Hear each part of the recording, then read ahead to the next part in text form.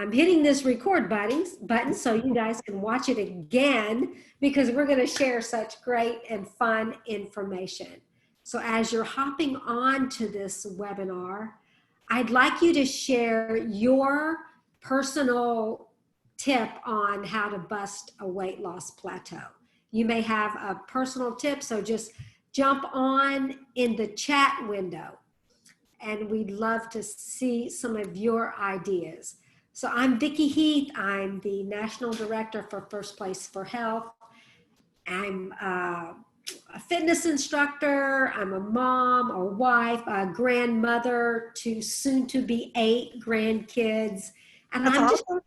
I know, I'm excited to be here with Mary Ward. So Mary's going to just tell you a little bit about herself. Well, I am, like Vicki said, I'm Mary Ward, and I have 2 children and 1 grandson that I'm so excited about. He lives a long, long way from me, though, and so I don't get to see him very often, but I'm grateful for the technology that we're using tonight because that's the way I get to see him and enjoy him. So I've been with Body and Soul Fitness since 1997, and I wrote My Place for Fitness that we're going to talk about tonight. So I'm excited to share some of the things that I talked about in here with you all tonight. I love teaching with Mary Ward, and it was so funny. You know how you have to make decisions during the day? And so my biggest decision today was, should I go curly or straight? Isn't that crazy? I know that life has been so hard lately, and I was glad that today was the hardest decision I had to make. Mary, we have twin hair, so she actually went straight today. Yeah. So I hope you'll just bear with us tonight as Mary and I just try to encourage you to hang in there with your wellness goals. I have to tell you, this is my first webinar that I'm doing without Helen. Helen is scuba diving somewhere down in Hawaii. And I'm so glad she's able to do that because I said, oh, Helen, it's okay. I can do this. Mary and I can do this. Right. So we're up for the challenge, and I'll do it. I'll do the best I can. So if some things aren't totally seamless, I know you won't care because we don't judge one another. And hey, how great is that Helen is out being active and scuba diving with her son, I think, right? Who's visiting. Her son is there, and she's out there doing it. So I'm so glad about that. As you jump on this webinar, I see that you're sharing some of your weight loss tips, how to bust through that plateau. Oh my goodness, such great ideas. And I wanted you to put these in the chat so that I could keep them forever and ever for our next webinar on this, because we're going to learn so much from each other tonight. If you want to take— oh my gosh, I see so many people I know. Hi, Pam. Hi, Maggie. Hi, Krista. Hi. You guys jumping on. I'm so glad about that. So have your notes there, your paper, just to be able to record some things. This is being recorded. All of our webinars are free, and we post them on our YouTube channel when we're finished. So if you'd like to go back and check out some things, you'll have that opportunity.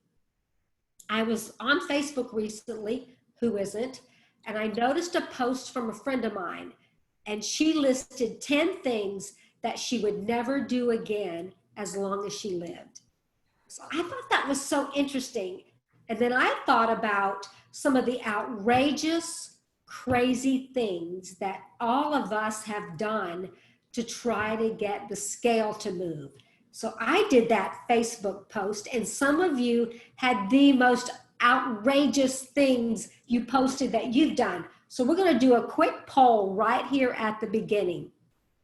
And I have to tell you, there's a typo in the poll, but I did not know how to fix it. So thanks for not judging me. All right, here, I'm going to launch the poll, and you get to vote. And I'll give you a few minutes to just kind of do your answer there. I'm going to take it too. Mm-hmm.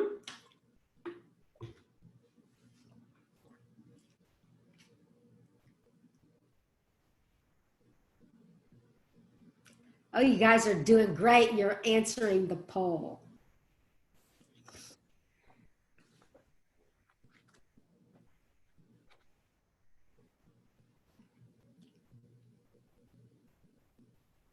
Few more seconds. 10 more seconds and we'll be finished.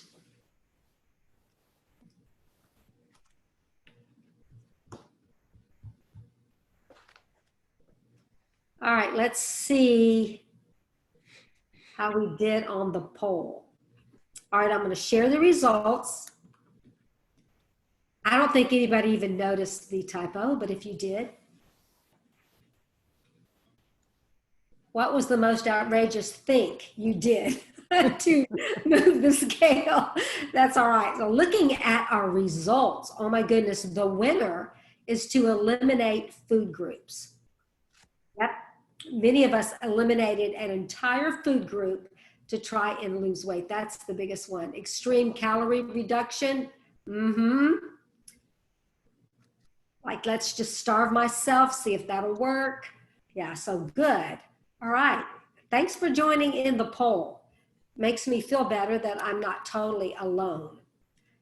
So I made my little personal, I'll never do this again list.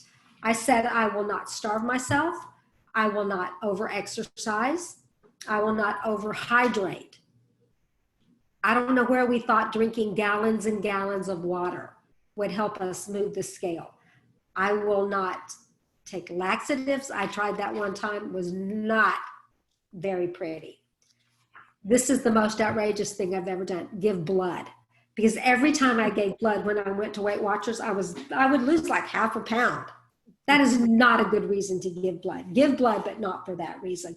Mary, what about you? You want to share any of your, that maybe we didn't talk about? Oh, I don't know. I think that there was a time when there was a soup diet where all you ate was soup. I've done that before. I've fasted, but not for a spiritual reason. I don't know. I think those were probably, and I eliminated food groups. So yeah,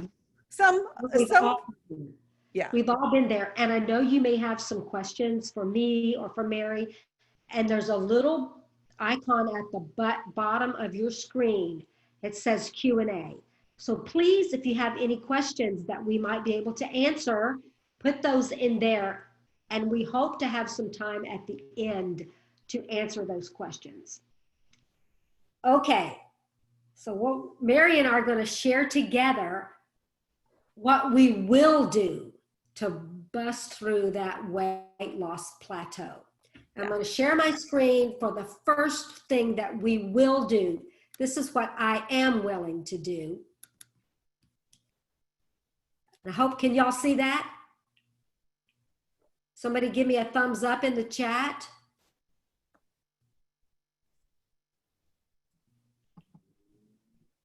Okay, great. Thank you. Thank you so much. I will pay attention to the food I am eating. This is very, very important. Not only will I pay attention to the quality of food, but the quantity. This is so important. So how do we do that? How do we pay attention to the food we're eating when so many of us participate in unconscious eating or food amnesia, as I call it? Mm-hmm. As we've studied weight loss for years and years and years, there is not a more effective tool for paying attention to your food than tracking. And you can track in all kinds of ways, but it's important that we pay attention and by tracking. Now you have to, some people don't like tracking. They don't want to have to count calories, count carbs, count servings. Well, this is it. You've got to count something. Mm-hmm. Because if we don't, then our eating will be out of control. So we determine a healthy amount of servings or calories. What would be a good amount for me to eat and able to lose maybe 1 to 2 pounds a week? So you determine that healthy calorie limit for you. And there's lots of ways you can determine that. You can Google it. It's in My Place for Nutrition, ways that you can determine what would be a healthy calorie amount for you to eat every day in order to lose 1 to 2 pounds a week. So that's important. And it's a little tricky because you don't want to reduce your calories so much that it puts you in jeopardy of lowering your metabolism. Researchers studying the show The Biggest Loser, we're all familiar with it, which helps contestants lose large amount of weight through a stringent plan of diet and exercise, found that after weight loss, contestants' bodies would fight back in an attempt to regain the weight. The resting metabolic rate for contestants was lowered so much that they were not able to lose weight at a healthy caloric restriction. So that just means they were on an extremely low calorie diet. And the only way for them to maintain their weight or even to lose more was to keep it lowered. That is not healthy. So determining a healthy calorie intake for you is important. And it's not going to be the same for everybody. So it is a little tricky, but you need to spend some time on that, doing some research and finding out what would be healthy for me, because it varies with your age, how much you weigh now, and your activity level. So for me personally, at age 65, weighing what I weigh now, I only need about 1,350 calories a day to just survive. A little over 1,300 calories because I don't weigh a whole lot and I'm 65. And as we age, we need less food. So for me to be able to lose weight, I need to eat around 1,200 calories a day to lose 1 to 2 pounds a week. Hey, Vicki, Monica says, if you bite it, write it. In regards to tracking. I love that. That is a good way to pay attention to the quality and the quantity of food that you're eating. Mm-hmm. So I'm going to show you my food journal from this, I think it was this past week. Whoops, all right, wait a minute. Thanks for being patient. Grace. I forgot about the PowerPoint and I need to advance it. And I forgot, okay, I need to go to the next slide. And you know what, while she's doing that, I'll just say, for me, I am a quality time person. That is one of my love languages. And so when I'm with somebody, I'm so enjoying it that sometimes I cannot pay attention to what I'm eating. I'd much rather pay attention to them instead of what I'm eating. And so I know, Mary, and we have to pay attention. So let's look at my food count. This is my food journal from October 9th. For breakfast, I had a good, healthy breakfast. And then for lunch, that was pretty good. We were out and shopping with my daughter, so we went through Chick-fil-A. And I got the kids' meal, the small one with the 4 nuggets. For dinner, I had a pretty good dinner, and then I had a snack of a cup of whole milk, half a cup of whole milk, and Siggy's coconut yogurt, which is just one of my favorite. But you see down here my total calories. And what did I tell you that I needed to eat in order to lose weight? 1,200. So I was over by a little bit. That day, my exercise, I went for an hour walk on the beach and I burned about 115 calories. So what if I did that every single day? Even went just about 150 calories over my calorie boundary, and I exercised in a way that only created about 115 calorie deficit. How am I going to do on my weight loss? Not very well. I'm pretty much going to stay the same. You stay And the that's same. okay. Staying the same is good if you're on maintenance. But if my goal is to lose weight, then I need to pay attention to the food I'm eating. And as I looked back at that day of my food, I didn't really make bad choices. But a couple of things I noticed, like I drank whole milk twice. We only had whole milk because my grandkids were here and they liked that. So we bought whole milk and that's what I drank. But that increased my calories both times to almost 100. And then I probably could have done a half a cup of that Kashi cereal because it's very filling. I just wasn't paying attention. So you can see how important it is that we pay attention to not just the quality of our food, but the quantity. And here's an interesting study that I just read today. It's from a study published in Cell Metabolism, found that eating processed foods seem to spur people to eat more calories compared to eating unprocessed foods or whole foods. In the study, men and women were split into two groups. They all were offered meals with the same number of calories, as well as similar amounts of sugar, sodium, whatever. And there was one key difference. One group was given unprocessed foods and the other ultra-processed foods as their options. After 2 weeks, the group switched and ate the other type. This is what they found. The people who ate the unprocessed foods, the ultra-processed foods, gained weight, even though they ate the same amount of calories as the people who ate the pure or more whole foods. So what's the lesson? Not all food is created equal. The brain likes foods that are healthy in their natural form. That's important that I pay attention to the quality and the quantity. So that's just God made it. Get it as close to the way God made it. That's right. And the other thing that I said that I would not do, that I would not over-exercise. Instead of over-exercising, Mary's going to share another option. Switch up your exercise. Oh, yeah. I got to share the screen. Okay. Y'all are so patient.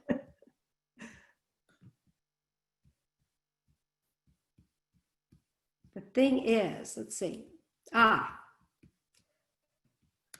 Sometimes I think I should just not do this. You know what I mean? No, you're doing great, Vic. You're doing great. No, I'm not. Y'all are so nice. Okay, did I share the screen already? No? I don't see it up yet. Okay. All right. That's Mary okay. did the PowerPoint and she did such a great job. What I will do. Okay, so you're going to change up your exercise. One of the best ways to do that, and it's one thing that especially men are more likely to do this than women. Women tend to think that they're going to bulk up if they do this, and that's just not the way God made us. So one way to quickly change up your exercise is to include strength training. And in My Place for Fitness on pages 82 and 83, we actually put in pictures in there for you to actually see the different types of strength training moves you can do. And strength training, just like a few of the benefits of strength training. It's going to halt the bone loss and build bone density. It's going to improve your balance, posture, and stability. It's going to increase your muscle tone and lean body mass. So, and we want that because as you lose weight, if you don't strength train, you'll lose both fat and muscle. So you may lose weight quicker, but you're not going to be as healthy because you're losing your muscle with it. So you really want to strength train. It's going to slow the scale down a little bit because your muscle's going to grow and your fat's going to disappear, but the muscle is smaller than fat.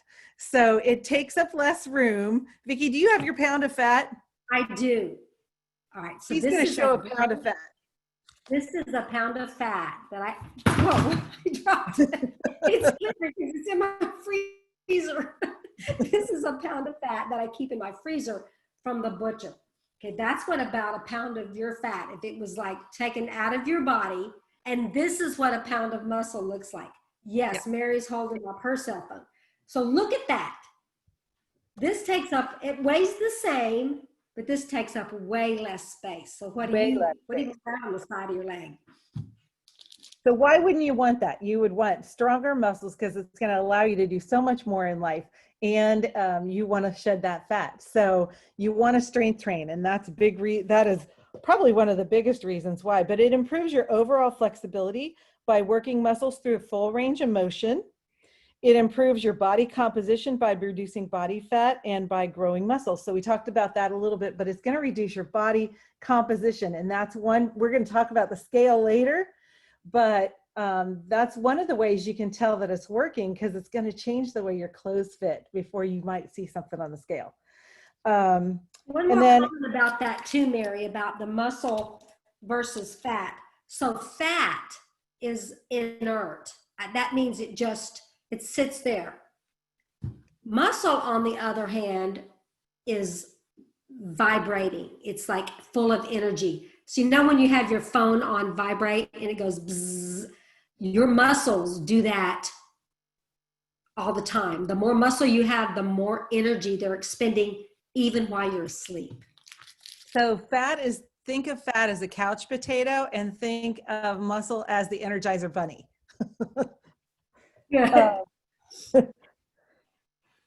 Okay, it's going to increase your muscle endurance, your strength and power, which equals your usable energy. It increases your HDL, your good cholesterol, and decreases your LDL, your bad cholesterol. It reduces your risk of diabetes. It lowers your risk of heart disease. It lowers your blood pressure. It increases lung function and lowers risk of several cancers. So strength training, there's so much good about strength training, and that's not all the benefits. There's even more benefits in the book. But if you wanted to look at My Place for Fitness, there's these little diagrams in there and they show you exactly what to do. So a lot of times people are just afraid of strength training because they just don't know what to do. But we give you all the directions, all the little pictures. We tell you how many reps to do and or how to start, what weight to start with. And with strength training, you can simply just start with, I would say most people can handle 5-pound weights. So you just do 8 reps. If that's too much for you, a rep is just one movement, one full range of motion. If that's too much for you, then you'll know at the end of 8, you can't do anymore. You're struggling and your muscle won't let you do anymore. Then you need to lower your weight. But if that was really easy, and for most people, 5 pounds of weight will be, because even a grocery bag is at least 5 pounds. So you carry your groceries in and out of your house, you're going to be able to lift by 5-pound weight. And so you can increase that weight. And we always recommend with strength training that you increase a pound at a time, but you can pretty quickly increase. So having ankle weight or something like that you could wrap around your weight is an easy way to increase it without having to buy a whole lot of extra things, because you can add one ankle weight and then another one and just keep them going. There's also weights out there where you can just turn a dial and it'll shift the weight for you and it'll increase weights for you. But strength training is one of the best things that a woman can do, because it's going to burn your metabolism faster. If you were to do a cardio class and then the next day you did a strength training class, you're going to burn fat longer after doing your strength training class than your cardio class, because strength training will stay with you for the rest of the day, whereas cardio will work off pretty quickly. But strength training will keep on going. So why not do it? It's so worth it, because there's so many benefits to it. And remember, we're trying to create that deficit. I create that deficit by reducing my caloric intake and increasing my calorie burn through exercise, any activity. and that strength training is such a big deal. So what about, Mary, if I mainly walk? Okay, so okay, What so would be that's the considered next. that? Yeah, so that's the next way you can do it. You can switch it up. So if you've started out and you have a lot of weight to lose, and so you start out and walking is it, you're going to lose weight by walking. But as you start to lose weight, your body's going to become more efficient, and you're actually going to need to move faster in order to keep that up. So moving faster rather than longer is going to help you burn more weight or burn more fat. And the thing about that is that you're going to have less weight to move anyway, than when you started, because you've already lost some weight by the fact that you've hit a plateau. So going just a little bit faster is going to just tell your body, wait a minute, something's happening. They're doing something different. They're not doing the same thing that they normally do. And it's going to kick your body into gear and start burning that fat again. So here's a good, my husband and I are super competitive. And so one of the things you can do is compete with yourself. And I often like to compete with myself.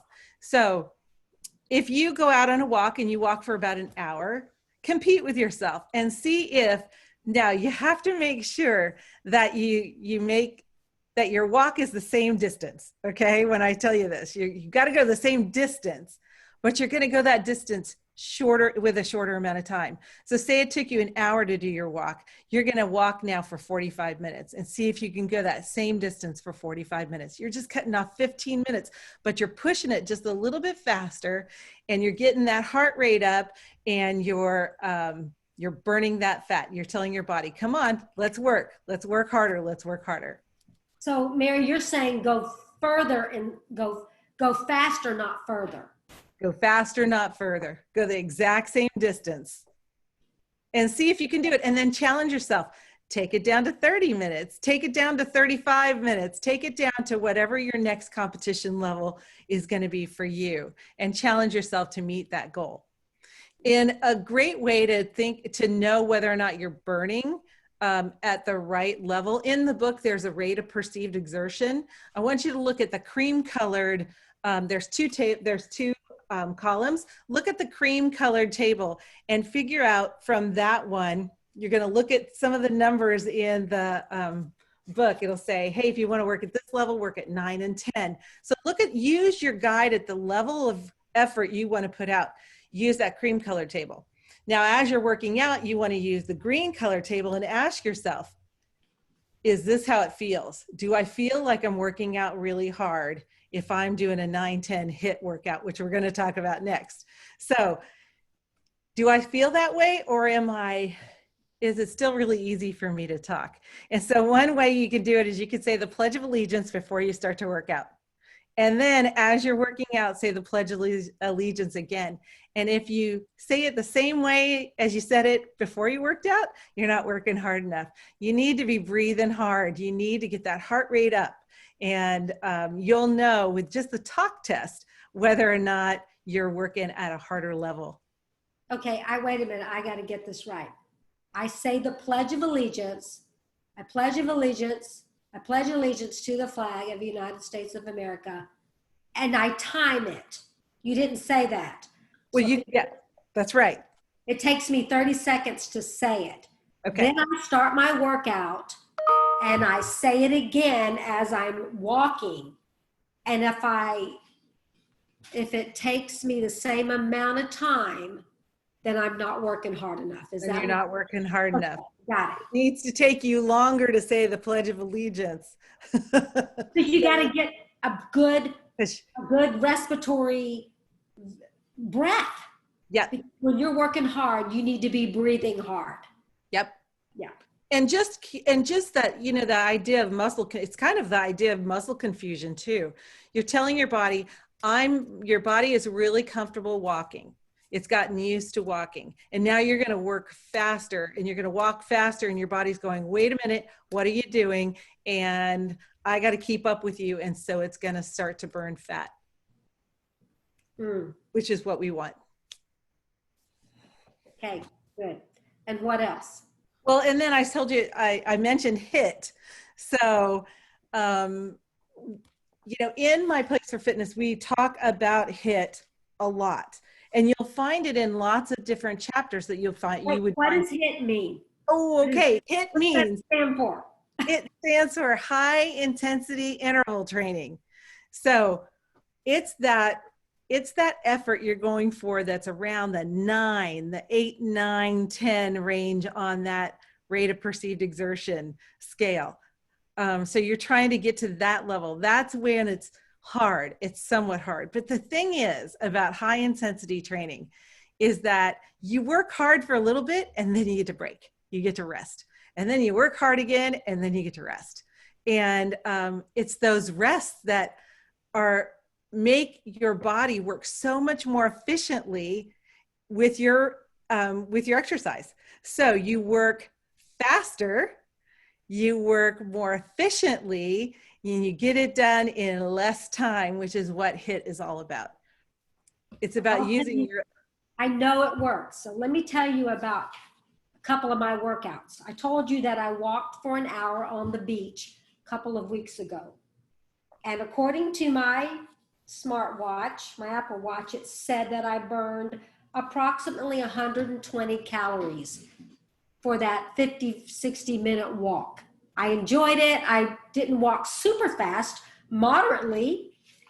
So tonight I finished a HIT class with my friend Diane Andrews, who I'll give a shout out to because she's an awesome instructor, Body and Soul Fit 360 workout that she led. And in 38 minutes, I burned 226 calories.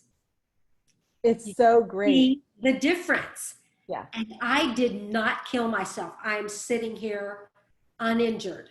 Yeah. Because I worked at my pace, my level, but alternating this strength training with some rest and then some cardio with some rest in between.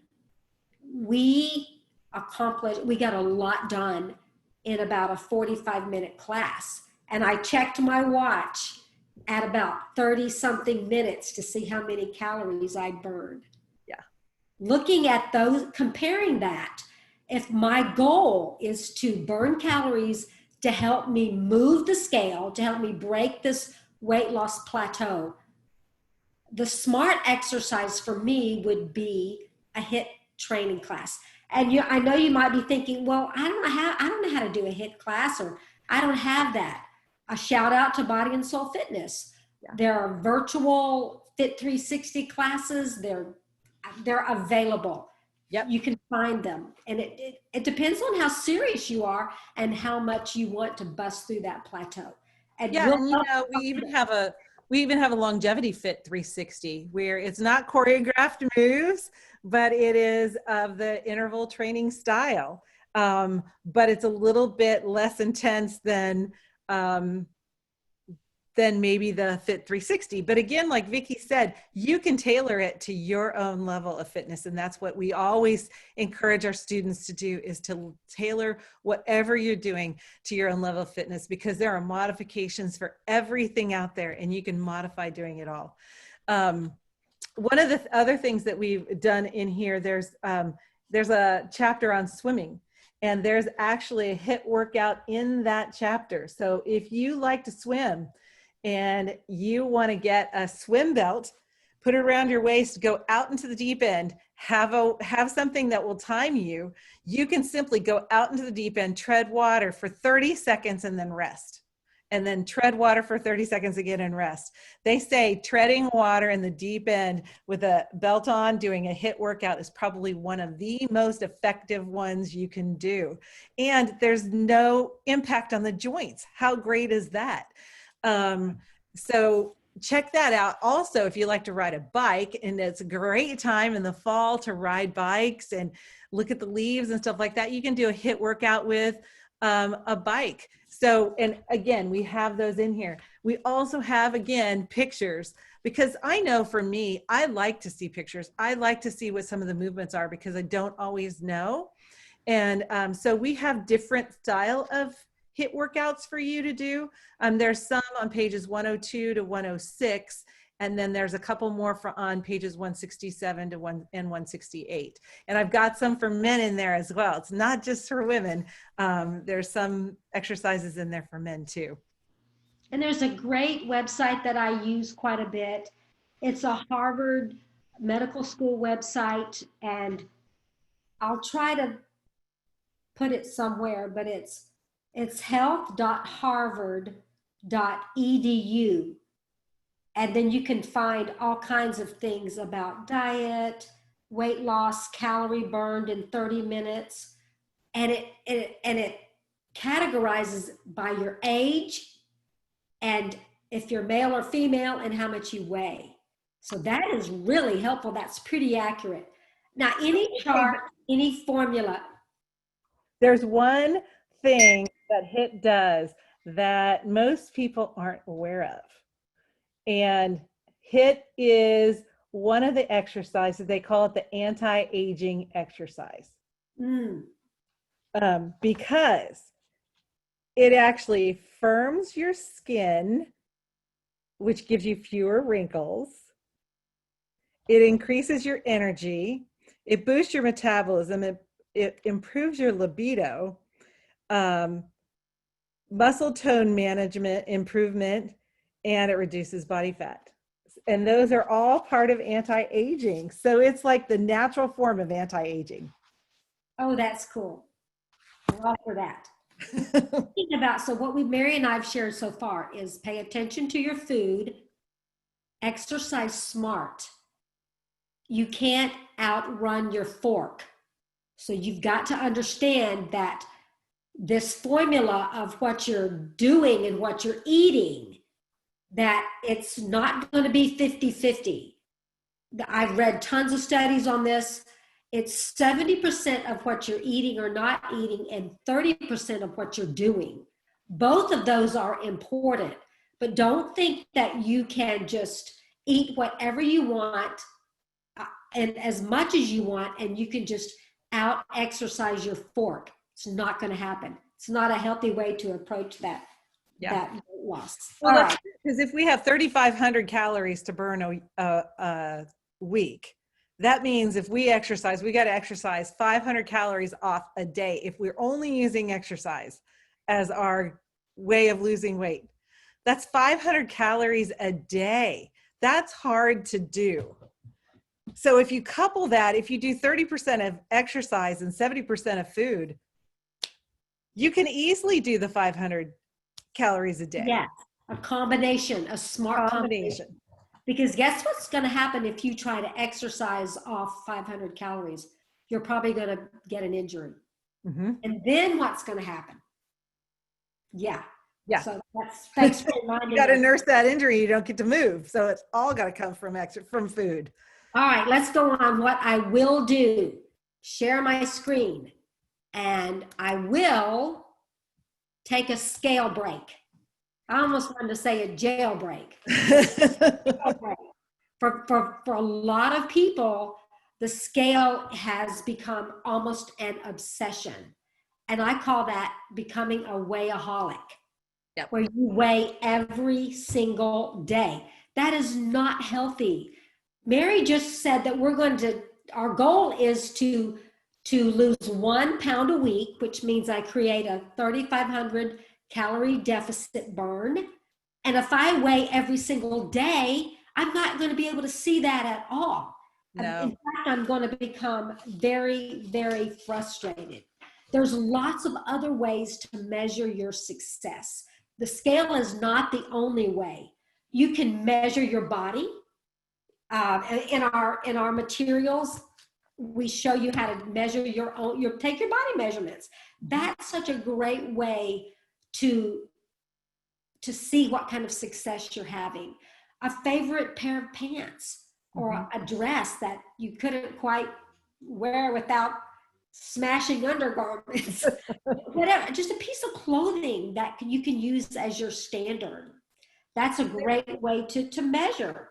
And it really should be once a week. I mean, if you're trying to feel it more than that or see it more than that, there's an imbalance there, and you got to figure out what that is. I know that, you could eat a meal one night that might have too much sodium in it, and that's going to, you're going to step on the scale the next day and see weight gain and freak out. And then you're going to stress out because you freaked out, and that stress then raises your cortisol, and that's only going to make it worse. So your cortisol's high, you're going to keep that weight on. It's not going to burn off.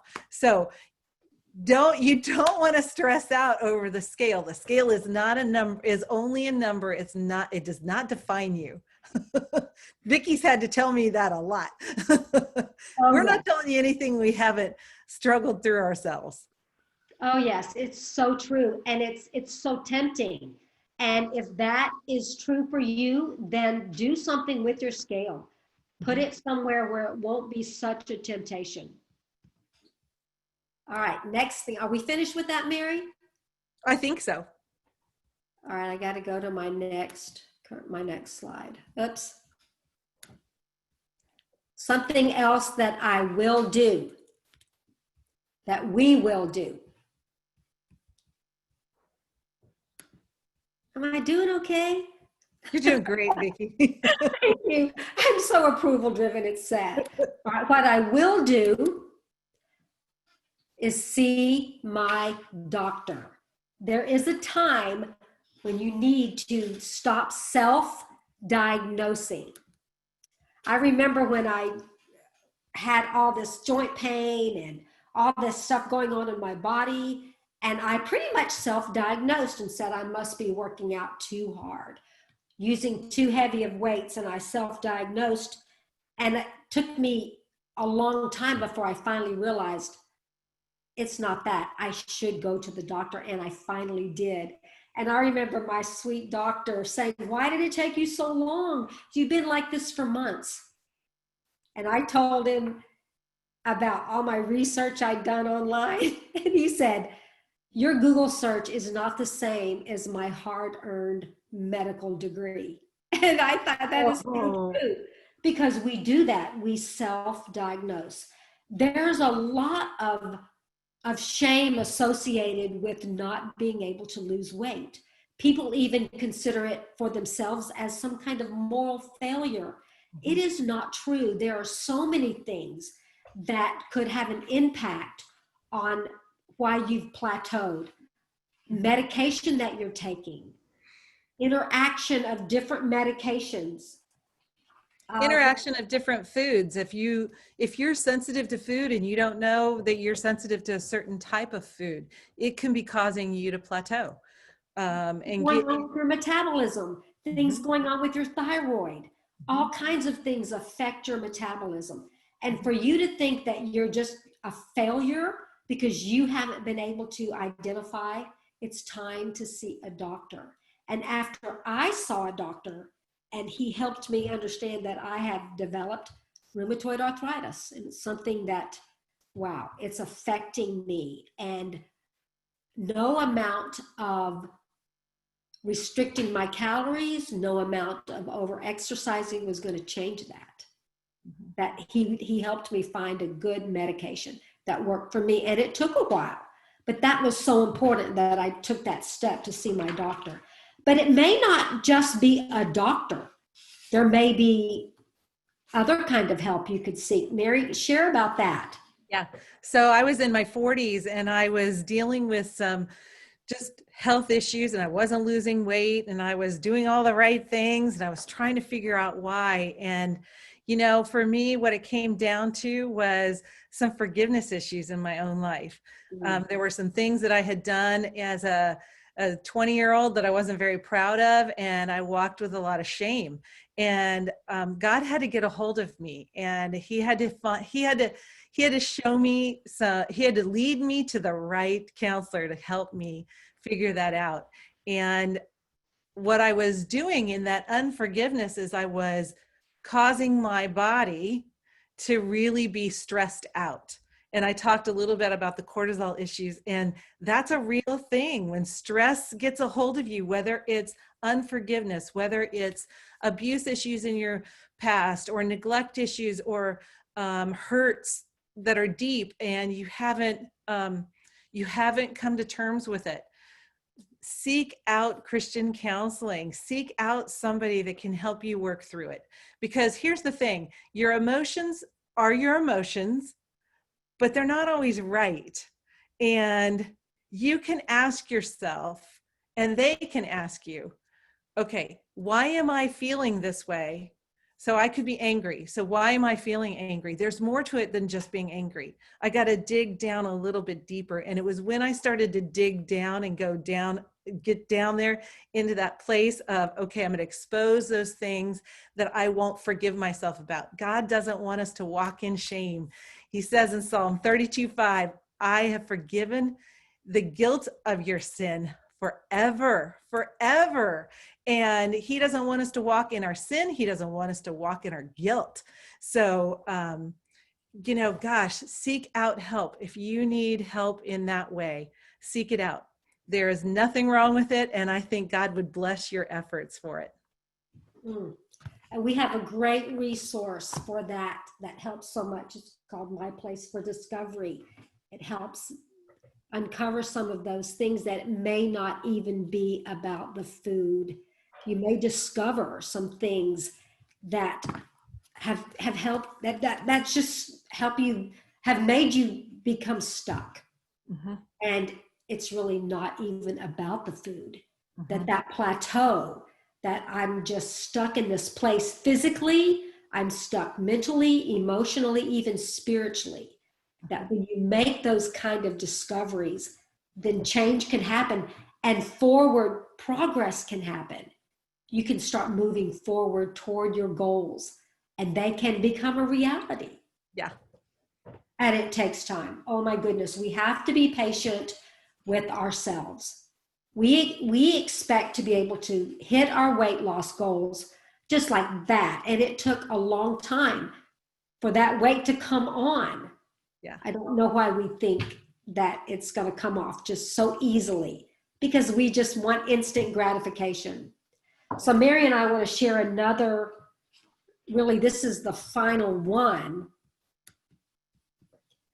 on what I will do. Oh, I already did that one. Wait, stop share. Y'all are so good. I'm just going to tell you what it is instead of showing it. And I will be consistent. I will be consistent. It's so important that we realize that setbacks happen. They happen all the time, but they're temporary. When we choose to quit, that's permanent. Everybody has setbacks. And being consistent is that key.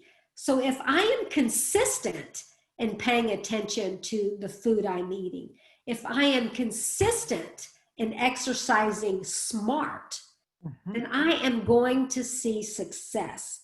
But we just give up so quickly.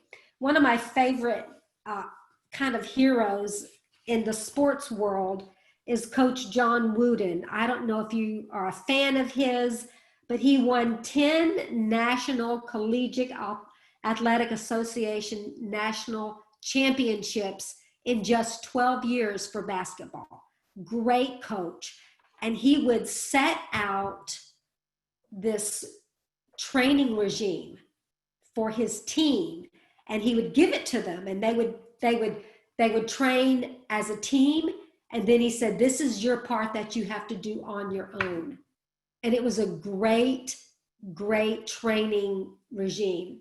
But this is what he said: nothing works if you don't do it. It's the truth. Nothing works if you don't do it. Yep. And that was such a simple statement, but it had such an impact on me when I read his book. That's so important. A lot of us think about getting healthy. We think about making some changes. But thinking is not the same as doing. Yeah. We can think about it all day long, and it is not the same. Mary, what does Galatians 6:9 say? Many of y'all know that verse. Practice patience with yourself and your body. Well, that's not exactly what it says, but that's my translation. And many of you know what it says. It says, if you will be faithful and not give up doing that hard work, in due time, you will reap a harvest. Yes. And that harvest, imagine what that harvest would be for you if we're consistently doing the things we know to do. The things that we've shared tonight that will help you bust through those plateaus, that we will reap a harvest if we do not quit, if we do not give up. And that's what we want.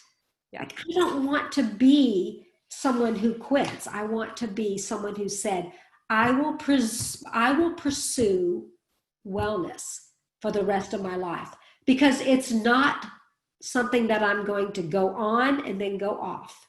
It's a lifestyle that we choose. And a plateau is temporary. So we've all hit them, but they're temporary. And just these few minor changes of paying attention to what you eat, and like Vicki taking her tracker and examining it. What tweaks can I make to my tracker so that I do start to see those decreases again? Or how can I shift up and switch up my exercise? What am I doing now, and what can I change? Those little things, or maybe you do need to go see your doctor. All these little things are helping you to just bust through that plateau. It's not forever. You're not going to stay at this place forever. It seems like it, and you can feel depressed because you have worked so hard and you've seen success, and now all of a sudden you're hitting a wall. But don't let the enemy have his way, because he is a roaring lion seeking those who he may devour. And don't let him be somebody that he can devour, because this is temporary. You're going to bust through this plateau. You're going to make it to the other side, and you're going to start to see that weight shifting down again. Absolutely. We've got time for just a few questions before we close. Here's one. What's the best exercise for a 75-year-old? One that you'll do. That's always my answer. One that you'll do. Walking is great. Anything that you'll do, but I would strongly recommend starting, if you're just starting to exercise, to start with strength training, because it will strengthen your muscles and give you the energy to start doing something like walking, some kind of cardio.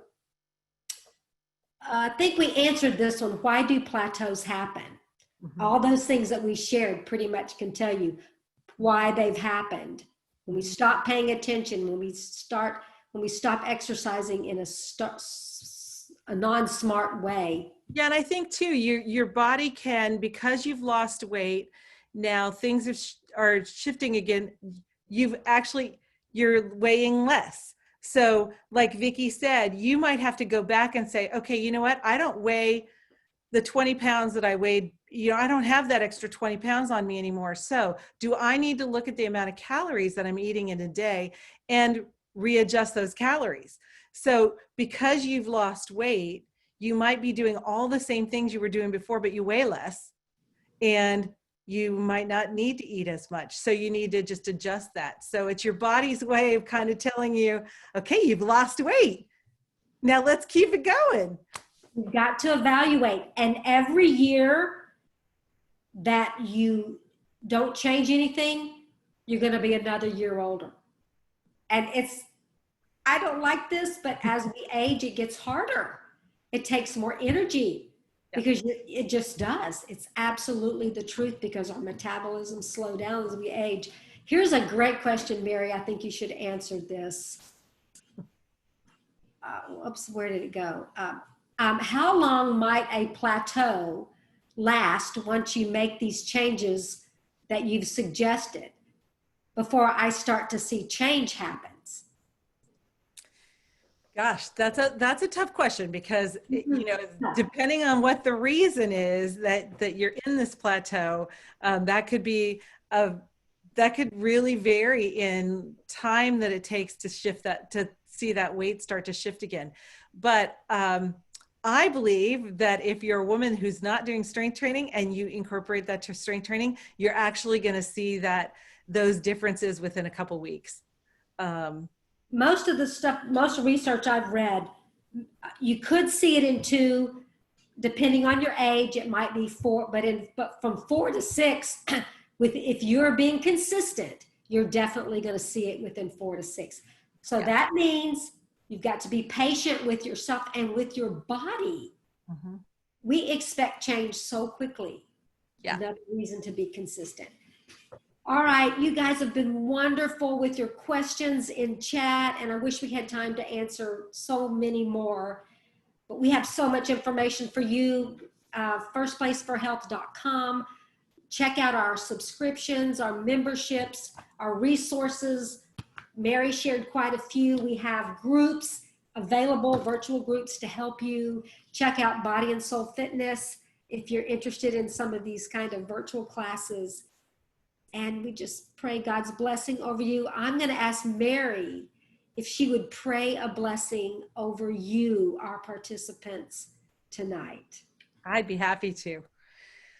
Father God, we thank you so much for our bodies, that you have created us in such unique ways. You have not made any one of us the same. You wanted each one of us to be different, and you have done. And so, Lord, we're all hitting different places in our lives and different plateaus because we're different people. And so, Father, I pray that you would pour out your blessing of wisdom on us, that we would know the changes that each one of us needs to make in our lives to see these trends down, Lord, because we want to be healthy and fit for you. We want to do the work that you have created for us to do. And so, Father, I pray for a blessing on everyone that was here tonight. I pray that you would give us insights into who we are and what we need to change. Father, you'd give us the strength to do it. You said that you are there with us always. You never leave us, and that you care about everything in our lives.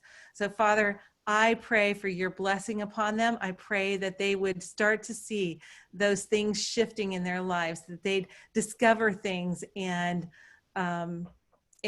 put some of the discoveries into practice, Lord, as they make these changes. So I pray for your blessing. I pray that they would see an outward sign of strength and an inward sign of strength, and that they would know that it comes from you and you alone. We love you, Father, and we commit ourselves to you. In Jesus' name, amen. Thank you, Mary, for that beautiful prayer. And all of us, we have to remember that nothing is impossible with God. He is the center of all that we do in First Place for Health. God bless you all.